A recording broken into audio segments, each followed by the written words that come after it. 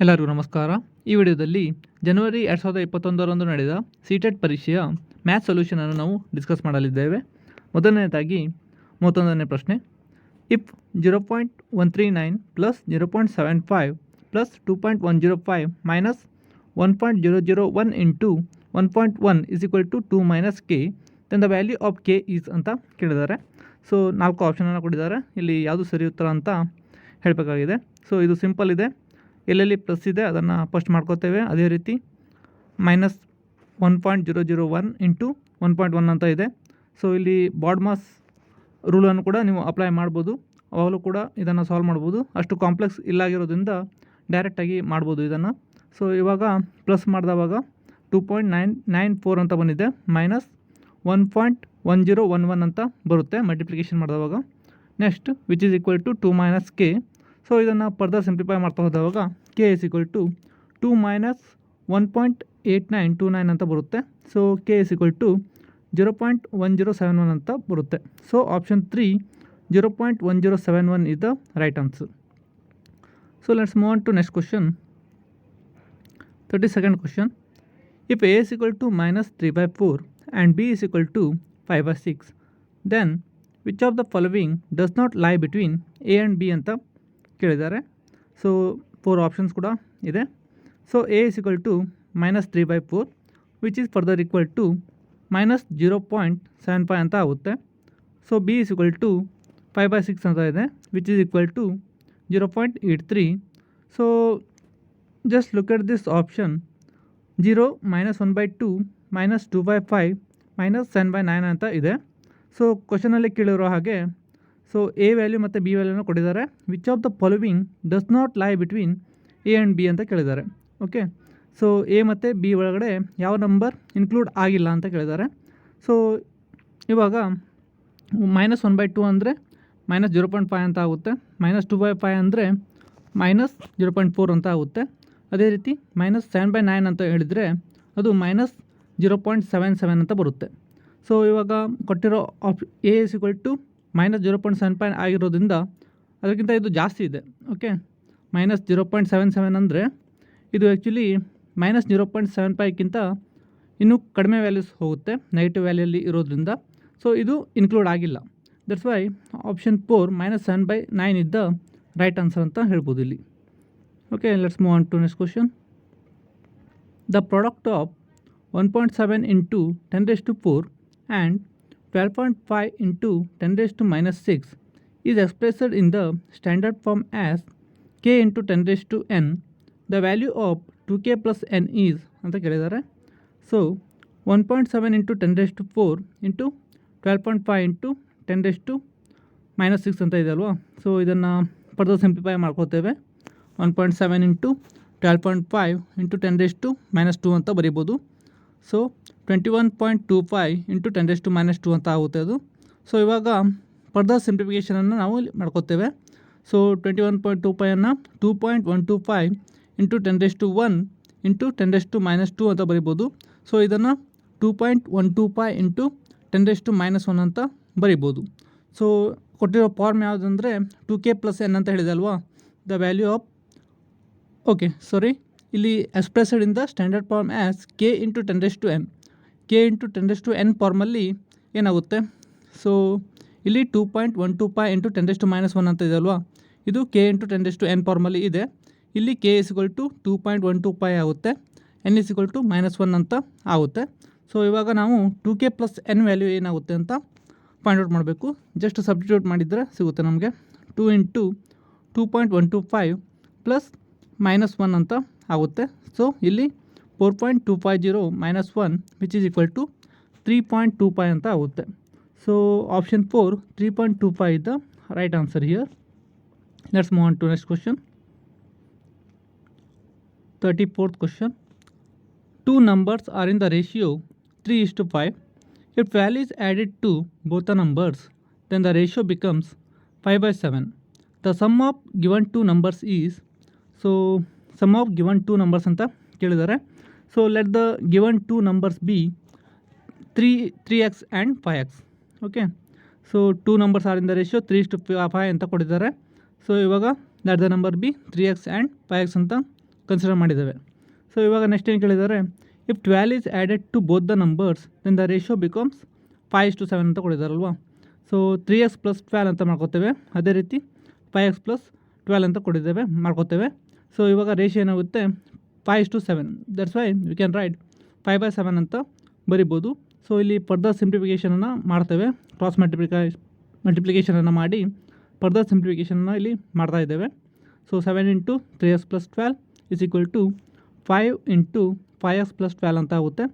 So 21x + 84 is equal to 25x + 60 ಅಂತ ಆಗುತ್ತೆ. So 4x is equal to 24. So x is equal to 6 ಅಂತ ಆಗುತ್ತೆ. So ಇವಾಗ 3x + 5x value ಏನಾಗುತ್ತೆ ಅಂದರೆ 3 × x ಅಂದರೆ 6 + 5 × 6 18 + 30 which is equal to 48. So ಕ್ವಶನಲ್ಲಿ ಕೇಳಿರೋದು ಕೂಡ sum of given 2 numbers. So ನಮಗೆ ಆಪ್ಟೇನ್ ಆಗಿರೋದು ಕೂಡ ಸಮ್ ಆಫ್ 2 ನಂಬರ್ಸ್ ಈಸ್ 48 ಅಂತ. So option 3 48 is the right answer. So let's move on to next question. Next 35th question. The market price of an article is rupee 840. A shopkeeper gives a discount of 15% on the market price and still makes a profit of 19%. What is the cost price of the article ಅಂತ ಕೇಳಿದ್ದಾರೆ. So ಇಲ್ಲಿ market price of an article is rupee 840 ಆಗಿದೆ. ಅದೇ ರೀತಿ discount, okay 15% discount ಅಂದರೆ 15 / 100 × 840 ಅಂದರೆ rupee 126 ಆಗುತ್ತೆ. So ಇವಾಗ ಸೆಲ್ಲಿಂಗ್ ಪ್ರೈಸ್ ಏನಾಗುತ್ತೆ ಅಂದರೆ selling price is equal to 840 - 126 ಅಂದರೆ ಮಾರ್ಕೆಟ್ ಪ್ರೈಸ್ ಮೈನಸ್ ಡಿಸ್ಕೌಂಟ್ ಮಾಡಿದವಾಗ ಎಷ್ಟು ಅಮೌಂಟ್ ಇದೆ ಅದನ್ನು ಮೈನಸ್ ಮಾಡಿದ್ದೇವೆ. So rupee 714 is the selling price ಅಂತ ಆಗುತ್ತೆ. ಅದೇ ರೀತಿ so and still makes a profit of 19% ಅಂತ ಕೊಟ್ಟಿದ್ದಾರೆ. So profit 19% is equal to ಅಂದರೆ selling price minus cost price divided by cost price into 100 ಅಂತ ಆಗುತ್ತೆ. ಪ್ರಾಫಿಟ್ ಪರ್ಸೆಂಟೇಜ್ ಫಾರ್ಮುಲಾ ಇದು. ಸೊ ಇವಾಗ ಪ್ರಾಫಿಟ್ ಪರ್ಸೆಂಟೇಜ್ ಅಂದರೆ 19 / 100 is equal to selling price divided by cost price -1 ಅಂತ ಆಗುತ್ತೆ. ಇಲ್ಲಿ ಸ್ಲೈಟ್ ಮಾಡಿಫಿಕೇಷನನ್ನು ಮಾಡಿದ್ದೇವೆ ನಾವು. So next selling price divided by cost price is equal to 119 / 100 ಅಂತ ಆಗುತ್ತೆ. ಓಕೆ, ಸೊ ಇಲ್ಲಿ -1 LHSಗೆ ತೊಗೊಂಬಂದಿದ್ದೇವೆ. ಅಲ್ಲಿ ಸಿಂಪ್ಲಿಫಿಕೇಷನ್ ಮಾಡಿದಾಗ 119 / 100 ಅಂತ ಆಪ್ಟೇನ್ ಆಗುತ್ತೆ. ಸೊ ನಮಗೆ ಬೇಕಾಗಿರೋದು cost price. So cost price is equal to 714 into 714 ಅಂದರೆ selling price already find out ಮಾಡಿದ್ದೇವೆ ಇಂಟು 100 / 119 ಅಂತ ಆಗುತ್ತೆ. ಸೊ ರುಪಿ 600 ಅಂತ ಕಾಸ್ಟ್ ಪ್ರೈಸ್ ನಮಗೆ ಸಿಕ್ಕಿದೆ. So option 3 rupee 600 is the right answer. So next question is 36th question. If 5x - 7 divided by 3 plus 2 is equal to 4x - 3 divided by 4 plus 4x, then the value of 8x plus 5 is ಅಂತ ಕೇಳಿದ್ದಾರೆ. So ಇದು ಕೂಡ simple ಇದೆ. So ಇಲ್ಲಿ simplify ಮಾಡಿದರೆ ಆಯಿತು. So 5x - 7 + 6 ಅಂತ ಬರುತ್ತೆ. ಸೊ LCM ಅನ್ನು ಕನ್ಸಿಡರ್ ಮಾಡಿದರೆ ಡಿವೈಡೆಡ್ ಬೈ 3 ಅಂತ ಆಗುತ್ತೆ, which is equal to 4x - 3 + 14x ಅಂತ ಆಗುತ್ತೆ ಡಿವೈಡೆಡ್ ಬೈ 4 ಅಂತ ಆಗುತ್ತೆ. ಸೊ ಇಲ್ಲಿ ಫರ್ದರ್ ಸಿಂಪ್ಲಿಫಿಕೇಷನ್ನ ಮಾಡ್ತಾ ಹೋಗ್ತೇವೆ. ಕ್ರಾಸ್ ಮಲ್ಟಿಪ್ಲಿಕೇಷನ್ ಮಾಡಿದಾಗ 4 × 5x - 1 is equal to 3 × 20x - 3 ಅಂತ ಆಗುತ್ತೆ. So 20x - 4 is equal to 60x - 9, 40x is equal to 5. So x is equal to 1/8 ಅಂತ ಸಿಗುತ್ತೆ ನಮಗೆ. ಸೊ ಇಲ್ಲಿ ಸಬ್ಸ್ಟಿಟ್ಯೂಟ್ ಮಾಡಿರಿ. ಏನು ಕೇಳಿದ್ದಾರೆ, 8x + 5ನ ವ್ಯಾಲ್ಯೂವನ್ನು ಕೇಳಿದಾರಲ್ವಾ. ಸೊ ಅಲ್ಲಿ x ವ್ಯಾಲ್ಯೂನ ಸಬ್ಸ್ಟಿಟ್ಯೂಟ್ ಮಾಡಿರಿ. 8 × 1/8 + 5 which is equal to 6. So option 1 6 is the right answer. So let's move on to next question. Let p is equal to 12xy minus 10y square minus 18x square. Q is equal to 14x square plus 12y square plus 9xy, and r is equal to 5y square minus x square plus xy. Then p plus q minus r is equal to ಅಂತ ಕೇಳಿದ್ದಾರೆ. So respective ವ್ಯಾಲ್ಯೂಸನ್ನು ಬರೀತಾ ಹೋದ್ರೆ ಆಯಿತು. P ಪ್ಲೇಸಲ್ಲಿ plus Q ಪ್ಲೇಸಲ್ಲಿ minus R ಪ್ಲೇಸಲ್ಲಿ. So ಅದನ್ನು simplify ಮಾಡಿದವಾಗ ಏನಾಗುತ್ತೆ ಅಂತ ನೋಡೋ ಬನ್ನಿ. So P plus Q minus R respective ವ್ಯಾಲ್ಯೂಸನ್ನು ಹಾಕಿದ್ದೇವೆ ಇಲ್ಲಿ. ಸೊ ಬ್ರ್ಯಾಕೆಟನ್ನು ಕೂಡ ಕೇರ್ಫುಲ್ಲಾಗಿ ಹಾಕಬೇಕು. ಸೈನ್ ಕೂಡ ವ್ಯತ್ಯಾಸ ಆಗೋ ಚಾನ್ಸಸ್ ಇರುತ್ತೆ. ಸೊ ಇವಾಗ ಇದನ್ನು ಸಿಂಪ್ಲಿಫೈ ಮಾಡಿದವಾಗ 21xy plus 2y² minus 4x² minus 5y² plus x² minus xy ಅಂತ ಬರುತ್ತೆ. ಸೊ ಓವರಾಲ್ ಸಿಂಪ್ಲಿಫೈ ಮಾಡಿದವಾಗ 20xy minus 3x² minus 3y² ಅಂತ ಬರುತ್ತೆ. So option 4 is the right answer which is 20xy minus 3x² minus 3y². So let's move on to next question. 38th question. If x raised to 4 plus 1 by x raised to 4 is equal to 322 and x is not equal to 0, then one of the values of x minus 1 by x is ಅಂತ ಕೇಳಿದ್ದಾರೆ. So x raised to 4 plus 1 by x raised to 4 ವ್ಯಾಲ್ಯೂನ already ಕೊಟ್ಟಿದ್ದಾರೆ. Okay, so we know the formula that x square plus 1 by x square the whole square is equal to x raised to 4 plus 1 by x raised to 4 plus 2 ಅಂತ ಆಗುತ್ತೆ. So ಇಲ್ಲಿ x square plus 1 by x square whole square is equal to 322. Okay, ಈ ವ್ಯಾಲ್ಯೂನ already ಕೊಟ್ಟಿದ್ದಾರೆ ಅಲ್ಲಿ. x raised to 4 plus 1 by x raised to 4 ಇದರ value 322 ಇದೆ, plus 2 ಅಂತ ಆಗುತ್ತೆ which is equal to 324.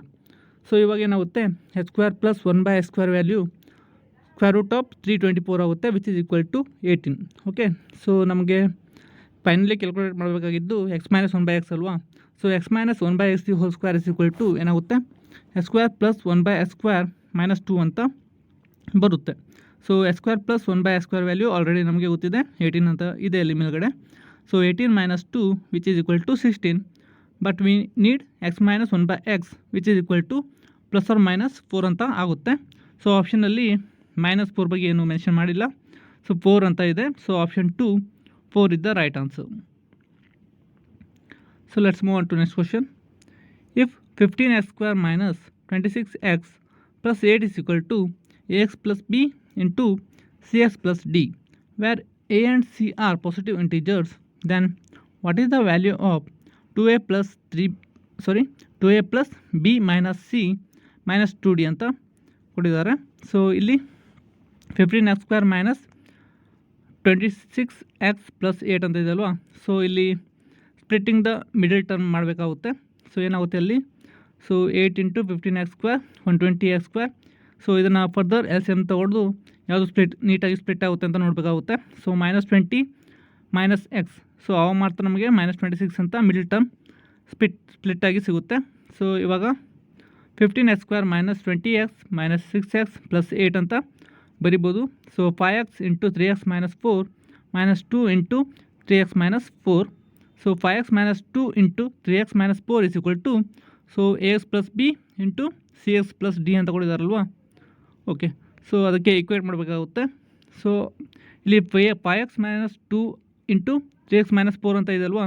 So ಅದನ್ನು ರಿಅರೇಂಜ್ ಕೂಡ ಮಾಡ್ಬೋದು, 3x minus 4 into 5x minus 2 ಅಂತ ಕೂಡ ಬರಿಬೋದು. ಸೊ ದಟ್ಸ್ ವೈ ಸೊ ಎರಡನ್ನು ಕೂಡ ಇಲ್ಲಿ ಕಂಪೇರ್ ಮಾಡಬೇಕಾಗುತ್ತೆ. Okay, so ax plus B into cx plus D ಅದಲ್ವಾ, ಎರಡನ್ನು ಕೂಡ ಕಂಪೇರ್ ಮಾಡಬೇಕಾಗುತ್ತೆ. ಸೊ 1 by 1 ಕಂಪೇರ್ ಮಾಡಿದವಾಗ ಫಸ್ಟ್ ಕನ್ಸಿಡರ್ ಮಾಡಿರಿ, a = 5 ಅಂತ ತೊಗೋತೇವೆ, b = -2 ಅಂತ ತೊಗೋತೇವೆ, c = 3 ಅಂತ ತೊಗೋತೇವೆ, d = -4 ತೊಗೋತೇವೆ. ಅದೇ ರೀತಿ ಈ side a = 3, b = -4, c = 5, d = -2 ಅಂತ ತೊಗೋತೇವೆ. ಸೊ ಇಲ್ಲಿ 2a plus B minus C minus 2d ವ್ಯಾಲ್ಯೂನ ಕ್ಯಾಲ್ಕುಲೇಟ್ ಮಾಡಲಿಕ್ಕೆ ಹೇಳಿದ್ದಾರೆ ಅಲ್ವಾ ಕ್ವಶನಲ್ಲಿ. Okay, so that's why so just substitute ಮಾಡಿದರೆ ಆಯಿತು ರೆಸ್ಪೆಕ್ಟಿವ್ ವ್ಯಾಲ್ಯೂಸನ್ನು. ಸೊ ಒಂದು ಕಡೆ ನಮಗೆ 13 ಸಿಕ್ಕಿದೆ, ಇನ್ನೊಂದು ಕಡೆ 1 ಸಿಕ್ಕಿದೆ. ಸೊ 13 ಅನ್ನೋದು ಆಪ್ಷನಲ್ಲಿ ಕೊಟ್ಟಿಲ್ಲ, ಬಟ್ 1 ಅನ್ನೋದು ಕೊಟ್ಟಿದ್ದಾರೆ. That's why option 2 1 is the right answer. Okay, option 2 1 is the right answer. 13 ಅನ್ನೋದು ಆಪ್ಷನಲ್ಲಿ ಇಲ್ಲ. Okay, so let's move on to next question. 40th question. In triangle ABC and triangle DEF, if AB is equal to EF, BC is equal to DE and CA is equal to FD, then which of the following is true ಅಂತ ಕೇಳಿದ್ದಾರೆ. So 4 option ಇದೆ ಅಲ್ವಾ ಕೆಳಗಡೆ. So in the given is triangle ABC and triangle DEF. Okay, AB is equal to EF ಅಂತ ಕೊಟ್ಟಿದ್ದಾರೆ. So ಇಲ್ಲಿ ರಫಾಗಿ ಒಂದು ಟ್ರಯಾಂಗಲನ್ನು draw ಮಾಡ್ಕೋತಾ ಇದ್ದೀನಿ. ಸೊ ABC ಅಂತ ಇದೆ. So which is AB is equal to EF ಅಂತ ಇದಲ್ವಾ. ಸೊ AB ಮತ್ತು EFಗೆ ನಾನು ಎಕ್ಸ್ ಅಂತ ಒಂದು ನೊಟೇಷನನ್ನು ಕೊಡ್ತೇನೆ. Okay, AB is equal to X, ಅದೇ ರೀತಿ EF ಕೂಡ X ಆಗಿರುತ್ತೆ. So BC is equal to D E ಅಂತ ಕೊಟ್ಟಿದ್ದಾರಲ್ವ, ಬಿ ಸಿ ಮತ್ತು ಡಿ ಇ ಎಲ್ಲಿದೆ ಅಲ್ಲಿ ಜಡ್ ಮತ್ತು ಜಡ್ ಅಂತ ಬರ್ಕೊಂಡಿದ್ದಾನೆ. ಅದೇ ರೀತಿ C A is equal to F D ಅಂತ ಕೊಟ್ಟಿದ್ದಾರೆ. C A is equal to F D ಅಲ್ಲೂ ಕೂಡ ವಾಯ್ ಅಂತ ಬರ್ಕೊಂಡಿದ್ದಾನೆ.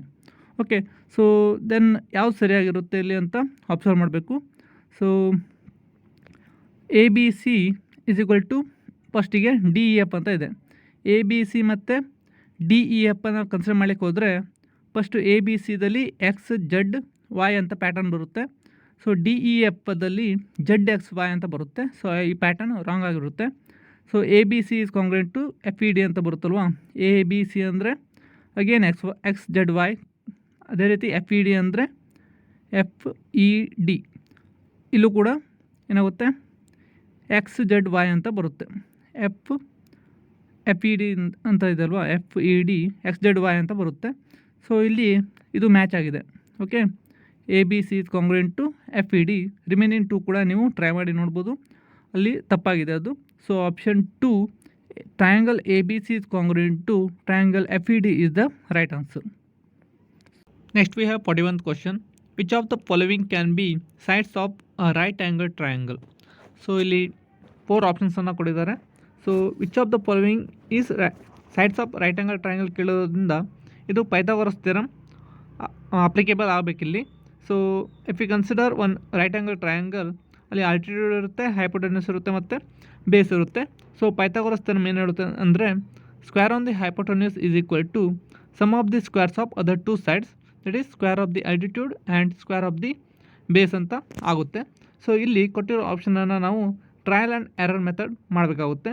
ಸೊ ಇಲ್ಲಿ ನಮಗೆ ಹೀಗೆ ಮಾಡ್ತಾ ಹೋದವಾಗ ಸೊ ವಿ ಕ್ಯಾನ್, ಇಲ್ಲಿ ಕರೆಕ್ಟ್ ಆಪ್ಷನ್ ಏನಂದರೆ ಆಪ್ಷನ್ 4 ಆಗಿದೆ.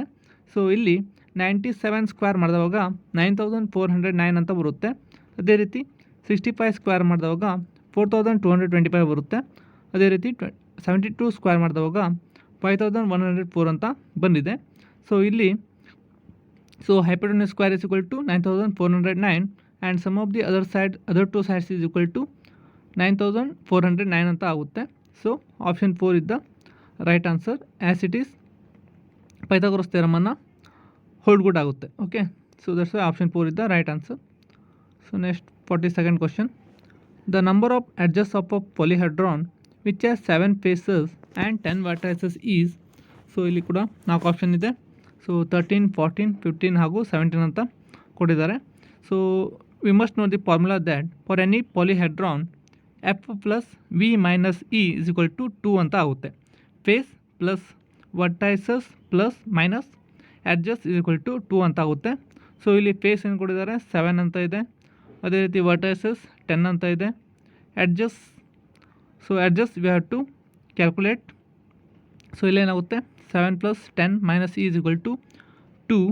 So e is equal to 7 plus 10 minus 2, which is equal to 15. So option 3, 15 is the right answer. Next 43rd question. In triangle ABC, the sides AB is produced to E and side CA is produced to D. If angle BAD is equal to 125 degree and angle EBC is equal to 100 degree, then which of the following is true ಅಂತ ಕೇಳಿದ್ದಾರೆ. So if we roughly draw the diagram, it will be like this. Okay, so ಏನು ಕೊಟ್ಟಿದ್ದಾರೆ, angle BAD is equal to 125 degree ಇದೆ. So BAD draw ಮಾಡಿದವಾಗ 125 degree ಆಗಿದೆ ಇಲ್ಲಿ. Next EBC is equal to 100 degree ಅಂತ ಕೊಟ್ಟಿದ್ದಾರೆ. ಸೊ EBC ಕೂಡ 100 degree ಆಗಿದೆ ಅಲ್ಲಿ.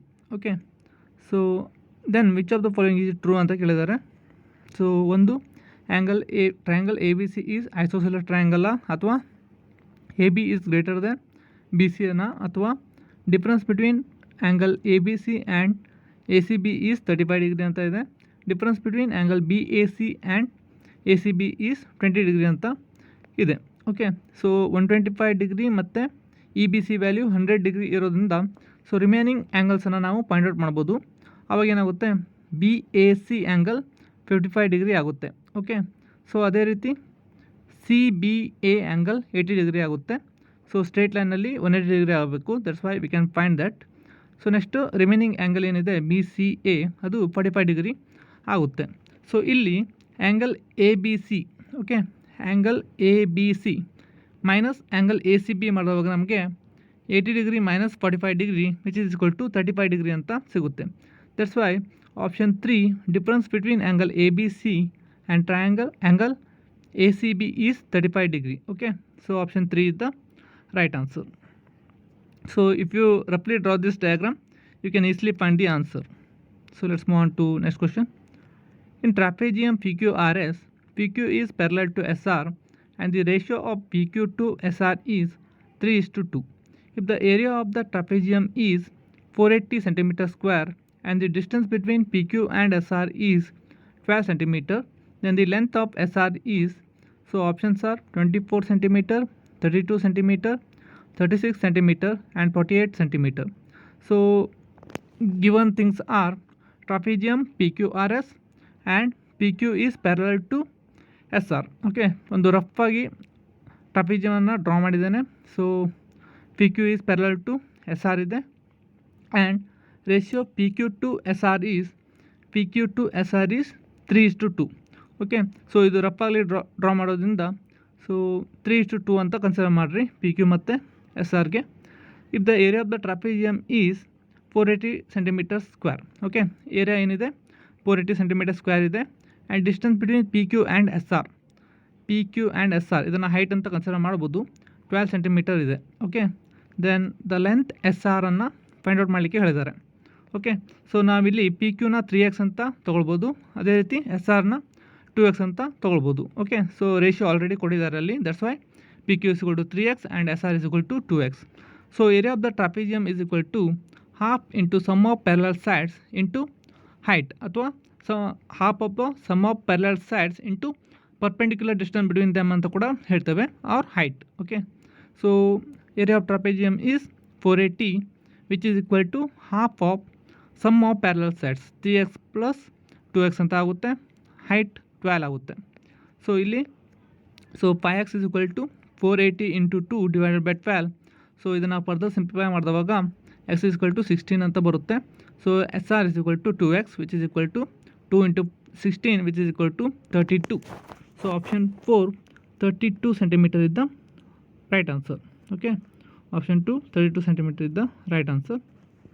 Next one, 45th question.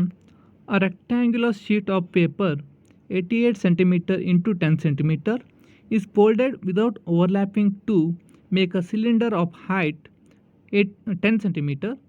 What is the capacity in liters of the cylinder ಅಂತ ಕೇಳಿದ್ದಾರೆ. Take 5 is equal to 22/7. So rectangular sheet of paper 88 cm into 10 cm. So ಒಂದು ಡಯಾಗ್ರಾಮನ್ನು draw ಮಾಡಿದ್ದಾನೆ, rectangular ಶೇಪಲ್ಲಿ ಇದೆ, 88 cm into 10 cm. So ಇದನ್ನು ಏನು ಮಾಡ್ತೇವೆ, is folded without overlapping, ಯಾವುದೇ ರೀತಿ ಓವರ್ಲ್ಯಾಪ್ ಮಾಡದೆ ಇದನ್ನು ಫೋಲ್ಡ್ ಮಾಡ್ತಾ ಇದ್ದೇವೆ to make cylinder of height 10 cm. Okay, so ಇದನ್ನು ಫೋಲ್ಡ್ ಮಾಡಿದ್ದಾನೆ ಇವಾಗ. ಸೊ ಇದೊಂದು ಸಿಲಿಂಡರ್ ಆಗಿದೆ of height 10 cm. Okay, so what is the capacity in litres of the cylinder ಅಂತ ಕೇಳಿದ್ದಾರೆ. ಸೊ ಓವರಾಲ್ ವಾಲ್ಯೂಮನ್ನು ಫೈಂಡ್ ಔಟ್ ಮಾಡಬೇಕಾಗುತ್ತೆ ಇಲ್ಲಿ. ಸೊ ಇವಾಗ ಒಂದು ಸಿಲಿಂಡರ್ ಫಾರ್ಮೇಷನ್ ಆಗಿದೆ ಅಲ್ವಾ, ಅದರ ಹೈಟ್ 10 cm ಇದೆ. ಸೊ ಇವಾಗ ಸೊ ಇದರ ಸುತ್ತಳತೆ ಅಥವಾ ಸರ್ಕಂಫರೆನ್ಸ್ ಏನಾಗುತ್ತೆ 2πr. ಇದು 2πr ಅಂದರೆ ಸೊ ಲೆಂತ್ ಆಗುತ್ತೆ, ರೆಕ್ಟ್ಯಾಂಗ್ಯುಲರ್ನ ಲೆಂತ್ ಅದು 88 cm ಇದೆ. So 2πr is equal to 88 cm ಅಂತ ಕನ್ಸಿಡರ್ ಮಾಡ್ಬೋದು ಇಲ್ಲಿ. So r is equal to 88 divided by 2 into 7/22 which is equal to 14 cm. Okay, so ಸಿಲಿಂಡರಿನ ರೇಡಿಯಸ್ 14 cm ಇದೆ. So 1 litre is equal to 1000 cm³ ಆಗುತ್ತೆ. So volume of the cylinder formula is πr²h. So ಇಲ್ಲಿ substitute ಮಾಡಿರಿ, 22/7 into 14 into 10, so which is equal to 6160 cm³. So ಇದನ್ನೇ ನಾವು 6.16 litre ಅಂತ ಬರಿಬೋದು. So option 2 6.16 is the right answer. Okay, so let's move on to next question. The volume of a cube is 2197 cm³. What is its lateral surface area in centimeter square ಅಂತ ಕೇಳಿದ್ದಾರೆ. So 4 option ಇದೆ. So volume of the cube a cube is equal to 2197 centimetre cube ಅಂತ ಬರಿಬೋದು. So a is equal to 2197 the whole raise to 1/3. So ಇದನ್ನು 2197. So ಇದನ್ನು ಫ್ಯಾಕ್ಟರ್ಸನ್ನು find out ಮಾಡಿದಾಗ 13 ಕ್ಯೂಬಲ್ಲಿ ಬರಿಬೋದು ಇದನ್ನು. So 13 cube is equal to a is equal to 13 cube whole raise to 1/3 ಅಂತ ಆಗುತ್ತೆ. So a is equal to 13 ಅಂತ ಸಿಗುತ್ತೆ ನಮಗೆ. ಓಕೆ, ಸೊ ಇವಾಗ ಲ್ಯಾಟ್ರಲ್ ಸರ್ಫೇಸ್ ಏರಿಯಾ ಫಾರ್ಮುಲಾ ಏನಾಗುತ್ತೆ, 4a² which is equal to 4 × 13² which is equal to 4 × 169 which is equal to 676 cm². So option 1 676 is the right answer. Okay, so let's move on to next question. What is the mean of the range, mode and median of the data given below ಅಂತ ಕೇಳಿದ್ದಾರೆ. Okay, so ಇವಾಗ ಮೀನನ್ನು find out ಮಾಡಬೇಕು. ಯಾವುದ್ರದ್ದು range, mode ಮತ್ತು ಮೀಡಿಯನಿನ ಮೀನನ್ನು find out ಮಾಡಲಿಕ್ಕೆ ಹೇಳಿದ್ದಾರೆ. Okay, so we can find ರೇಂಜನ್ನು ಕ್ಯಾಲ್ಕುಲೇಟ್ ಮಾಡಬೇಕು, ಮೋಡನ್ನು ಕ್ಯಾಲ್ಕುಲೇಟ್ ಮಾಡಬೇಕು, ಅದೇ ರೀತಿ ಮೀಡಿಯನನ್ನು ಕ್ಯಾಲ್ಕುಲೇಟ್ ಮಾಡಬೇಕು ಇಲ್ಲಿ. So usually we are arranging the given data in ascending order. So ascending ಆರ್ಡ್ರಲ್ಲಿ ಬರೆದಿದ್ದೇವೆ. So most frequent data is 4 here. Okay, so most frequent data 4 ಆಗಿದೆ. So that's why you can write mode is equal to 4. Okay, ಮೋಡನ್ನು 4 ಅಂತ ಬರಿಬೋದು. So total terms in the given data n is equal to 15. Okay, so 15 ಇದೆ. So median is equal to n+1 divided by 2th term ಆಗುತ್ತೆ. Because n is odd, 15 ಅನ್ನೋದು odd ಆಗಿರೋದ್ರಿಂದ ಈ ರೀತಿ ಆಗುತ್ತೆ. So 15 + 1 divided by 2 which is equal to 8th term. Okay, so ಇಲ್ಲಿ 8th term ಅಂದರೆ 6 ಆಗಿದೆ. Okay, so 8th term is 6. So ಇವಾಗ range is equal to maximum value minus minimum value. So that is 19 - 2 which is equal to 17. So ನೋಡಿರಿ, maximum value 19 ಇದೆ, minimum value 2 ಇದೆ. So 19 - 2 is equal to 17 ಅಂತ ಬರುತ್ತೆ. So ಇವಾಗ mean of range, mode and median ಏನಾಗುತ್ತೆ, 17 + 4 + 6 divided by 3 which is equal to 27 divided by 3 which is equal to 9. So option 2 9 is the right answer. Next we have 48th question. Which of the following is most appropriate strategy for introducing the concept of multiplication of two decimal numbers in the middle school? The algorithm should be used to introduce the concept. The process should be visually represented. Multiplication as repeated addition should be emphasized. Multiplication as inverse of division should be emphasized. Here the correct or suitable answer would be the process should be visually represented. Next, 49th question. Which of the following is a narrow aim of teaching mathematics? To encourage systematic reasoning among students, to develop students' ability to argue the truth and falsity of statement, to make students proficient in handling numbers and numbers operation, to develop students' generalization abilities. Here the narrow aim would be option 3, to make students proficient in handling numbers and number operations. Next, for 50th question. Which of the following is most appropriate strategy for teaching students to solve mathematical problems? Guess and verify approach should be strictly discouraged. The list of formula required for solving the given set of problems should be provided in the beginning. Teacher should begin by explaining the steps required for obtaining the solutions of the problem. Students should be encouraged to view a problem from many perspectives. Here the appropriate strategy will be option 4. Students should be encouraged to view a problem from many perspectives. 51st question. Identify the incorrect statement from the following. Hypotheses have a role in construction of mathematical knowledge. The notion of argumentation is central to mathematics. Mathematical communication improves precise use of language. Conjectures do not have utility in constructing mathematical knowledge. Here the incorrect statement would be option 4. Conjectures do not have utility in constructing mathematical knowledge. Next, 52nd question. Which of the following is desirable strategy for assessing students' learning in mathematics? Same task should be given to all students for parity. Students' incorrect answer should be ignored. Students' justification of their responses should be an important basis of assessment. Development of mathematical vocabulary should not be a basis of assessment. Here the option 3 is the right answer. 53rd question. For a given figure to be a triangle, the condition that is a union of three segments is a necessary but not a sufficient condition. So option 1 is the right answer, a necessary but not a sufficient condition. Next, 54th question. Consider the following statement. A is equal to, if n is even, then n square is even. B, if n square is not even, n is not even. C, if n square is even, then n is even. D, if n is not even, then n square is not even. Which of the following statement is true? So option 1, C is converse of A is the right answer. Next, 55th question. Which of the following teaching learning resources in mathematics cannot be used for visually challenged students? Here, GeoGebra is the correct answer. Next, 56th question. Which of the following statement is true?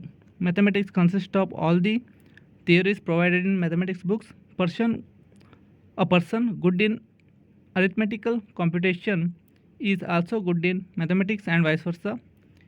Intuition has no role in generating mathematical knowledge. Mathematical statements can be conditional. Here the option 4 is the right answer. Next, 57th question. Which of the following statement is not correct regarding differently abled children of dyslexia in mathematics learning in a inclusive classroom? Here the correct answer is option 4. Dyslexia impacts only language learning, not mathematics learning. Okay, here the not correct answer is option number 4. Next, 58th question. The number of distinct prime factor of largest 6-digit number ಅಂತ ಕೇಳಿದ್ದಾರೆ. So 4 options are given. Here the largest 6-digit number is, so 999 6 time ಬರಬೇಕು. So it will be, okay, it will be 9,99,999 ಅಂತ ಆಗುತ್ತೆ. So prime factorization of this number is 3 cube into 7 into 11 into 13 into 37. Okay, so ಇದನ್ನು ಕೂಡ solve ಮಾಡಿದ್ದಾನೆ. Next distinct prime factor ಏನಾಗುತ್ತೆ, 3, 7, 11, 13 and 37 ಅಂತ ಆಗುತ್ತೆ. So number of distinct prime factor will be 5. Okay, so 5 numbers ಇದೆ, that's why number of distinct prime numbers ಕೂಡ prime factor ಕೂಡ 5 ಆಗುತ್ತೆ. So next move on to 59th question. If the 8-digit number 179x091y is divisible by 88, then what is the value of x minus y ಅಂತ ಕೇಳಿದ್ದಾರೆ. So ಇಲ್ಲಿ, so this number is divisible by 88 means that the number is divisible by 11 and 8. Okay, so 88 ಅಂದರೆ 11 and 8 ಅಂತ consider ಮಾಡ್ಬೋದು. So last 3 ಡಿಜಿಟನ್ನು consider ಮಾಡಬೇಕಿಲ್ಲಿ. So 91y is divisible by 8 if we put y is equal to 2. Okay, so y is equal to 2 ಆದರೆ ಮಾತ್ರ so ನಾವು 8ಇಂದ ಅದನ್ನು divide ಮಾಡ್ಬೋದು. ಸೊ ಇವಾಗ ಸೊ y ಪ್ಲೇಸಲ್ಲಿ 2 ಹಾಕಿ ಅವಾಗ ಏನಾಗುತ್ತೆ, 179x0912 ಅಂತ ಆಗುತ್ತೆ. Is to be divisible by 11. So 11ಇಂದ ಡಿವಿಸಿಬಲ್ ಆಗಬೇಕಿದ್ರೆ ನಾವು ಅಲ್ಟರ್ನೇಟ್ ನೆಗೆಟಿವ್ ಮತ್ತು ಪಾಸಿಟಿವ್ ಸೈನನ್ನು ಹಾಕ್ತಾ ಹೋಗ್ತೇವೆ. ಸೊ ಡಿಪೆಂಡಿಂಗ್ ಆನ್ ದಿ ಯಾವ ಪ್ಲೇಸಲ್ಲಿದೆ, ಆಡ್ ಪ್ಲೇಸಲ್ಲಿದೆ ಅಥವಾ ಇವನ್ ಪ್ಲೇಸಲ್ಲಿದೆ ಅಂತ ಅದ್ರ ಮೇಲೆ ಡಿಪೆಂಡ್ ಆಗಿರುತ್ತೆ ಅದು. ಸೊ ಇವಾಗ ಅಲ್ಟರ್ನೇಟ್ ನೆಗೆಟಿವ್ ಮತ್ತು ಪಾಸಿಟಿವ್ ಸೈನನ್ನು ಹಾಕಿದ್ದೇನೆ. ಇವಾಗ ಏನಾಗುತ್ತೆ, ಅದನ್ನು ಸಿಂಪ್ಲಿಫೈ ಮಾಡಿದಾಗ 7 + x is divisible by 11 when x is equal to, so ಯಾವಾಗ x ಈಸ್ ಈಕ್ವಲ್ ಟು 4 ಆಗುತ್ತೆ ಅವಾಗ ಮಾತ್ರ 11ಇಂದ ಡಿವೈಡ್ ಆಗುತ್ತೆ ಅದು. ಓಕೆ, 7 + 4 ಅಂದರೆ 11 ಆಗುತ್ತೆ, ವಿಚ್ ಇಸ್ ಡಿವಿಸಿಬಲ್ ಬೈ 11. ನಾವು what they have given to find the value of x minus y. So ಇವಾಗ ಏನಾಗುತ್ತೆ, x minus y is equal to 4 minus 2 which is equal to 2. So option 2 is the right answer. Okay, 2 ಅನ್ನೋದು ಸರಿಯಾದ ಉತ್ತರ ಆಗಿದೆ ಇಲ್ಲಿ. Next 60th question. That a is equal to 11/13, b is equal to 13/14 and c is equal to 15/17 B 3 fractions which of the following is true ಅಂತ ಕೇಳಿದ್ದಾರೆ. So ಇದನ್ನು ನಾನು A is equal to 11/13 ಅಂತ ಇದೆ. ಸೊ ಇದನ್ನು convert ಮಾಡಿದವಾಗ ಏನಾಗುತ್ತೆ 0.846 ಅಂತ ಆಗುತ್ತೆ. B is equal to 13/14 which is equal to 0.928. C is equal to 15/17 which is equal to 0.882 ಅಂತ ಆಗುತ್ತೆ. ಸೊ ಇಲ್ಲಿ ನಾವು ಈಸ್ಲಿ ಫೈಂಡ್ ಔಟ್ ಮಾಡ್ಬೋದು. B is greater than C which is further greater than A ಅಂತ ಆಗುತ್ತೆ. That is 13/14 is greater than 15/17 which is greater than 11/13. So ಇವಾಗ ಇದಕ್ಕೆ ಸರಿಯಾದ ಉತ್ತರ ಆಪ್ಷನ್ ನಂಬರ್ 3. ಓಕೆ, ಸೊ ಇದನ್ನೇ ರಿವರ್ಸ್ ಆರ್ಡರಲ್ಲಿ ಬರೆದಿದ್ದೇವೆ. So 11/13 is less than 15/17 which is less than 13/14. So option number 3 is the right answer here. So thank you.